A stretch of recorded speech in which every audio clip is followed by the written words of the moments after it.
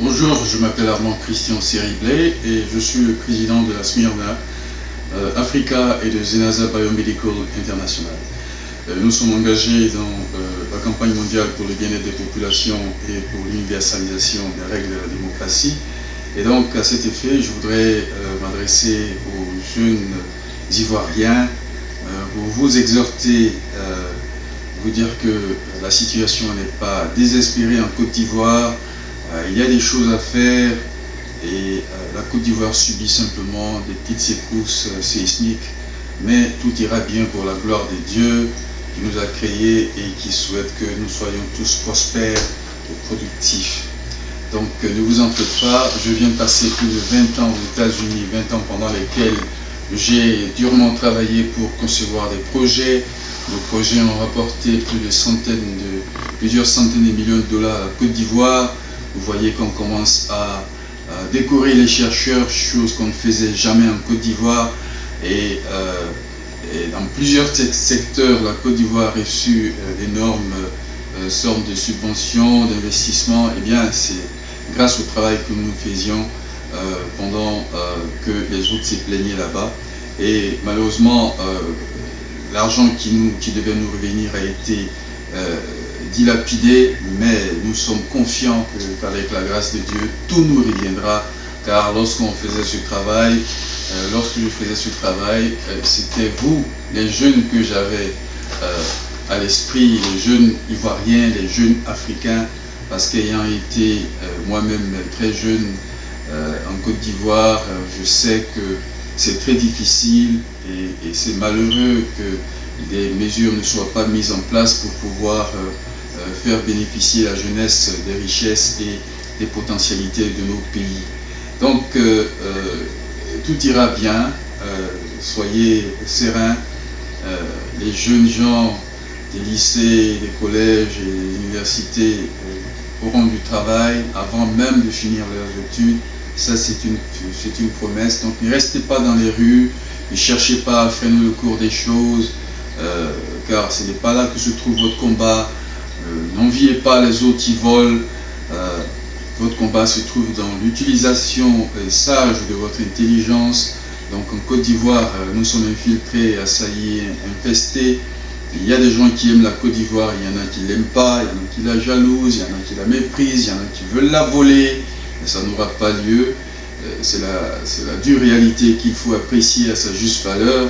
Ceux qui aiment la Côte d'Ivoire sont comme des arbres plantés autour d'un ruisseau, ils donnent leurs fruits à leur saison, et donc soyez comme ces plantes et ces arbres plantés autour des ruisseaux, afin que les gazons reverdissent et que les fleurs exudent leur bon parfum et que l'environnement soit beaucoup plus propre et beaucoup plus sain pour le bien-être de tous.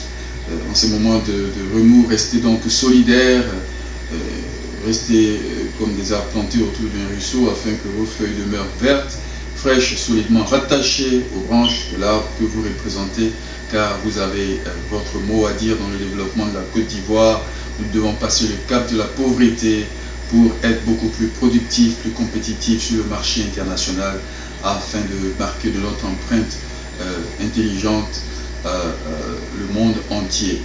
Donc soyez ceux qui aiment la Côte d'Ivoire, soyez ceux qui boivent l'eau fraîche de la vie, c'est-à-dire les dispensateurs de l'amour, de la joie, de la patience, de la sagesse, de la tranquillité. Cette eau fraîche, soyez ceux qui boivent de cette eau fraîche, de la grandeur d'esprit, c'est-à-dire ceux qui ne prônent ni la violence, ni la division, le désordre, ni l'indiscipline, car Dieu est un Dieu d'ordre, il n'aime pas la discipline. Il dit: ne polluez pas la ville, ne polluez pas le pays où vous êtes, car j'y suis. Ceux qui sont venus polluer la Côte d'Ivoire, nous allons régler ça, c'est pas un problème. Nous allons régler, qu'on se moque de vous, qu'on dise que ce qu'on a déversé en Côte d'Ivoire n'est pas à l'origine de vos maladies. On verra bien, ne vous en faites pas, tout se passera à la justice, les cas fermés, on les rouvrira et on verra bien. Donc en ces moments de remous, je vous exhorte à rester serein. Soyez ceux qui aiment la Côte d'Ivoire et soyez ceux qui boivent de l'eau fraîche qui préserve les droits de l'homme, car lorsque vous préservez les droits de l'homme, vous vous aimez vous-même, c'est-à-dire vous aimez la vie, vous respectez les autres et vous respectez les biens publics. En respectant les biens publics, vous accroissez justement les potentialités et les possibilités de croissance économique dans votre pays, dans votre région, dans vos villages. Donc vous ne souhaitez ni la souffrance des autres, vous ne souhaitez pas la mort des autres, donc vous ne cachez pas d'armes, vous n'utilisez pas des méthodes barbares pour accéder à des postes importants, parce que vous utilisez votre cerveau pour le faire. Quand vous n'êtes pas content, eh bien vous allez en justice ou bien vous portez plainte et vous attendez que la justice tranche.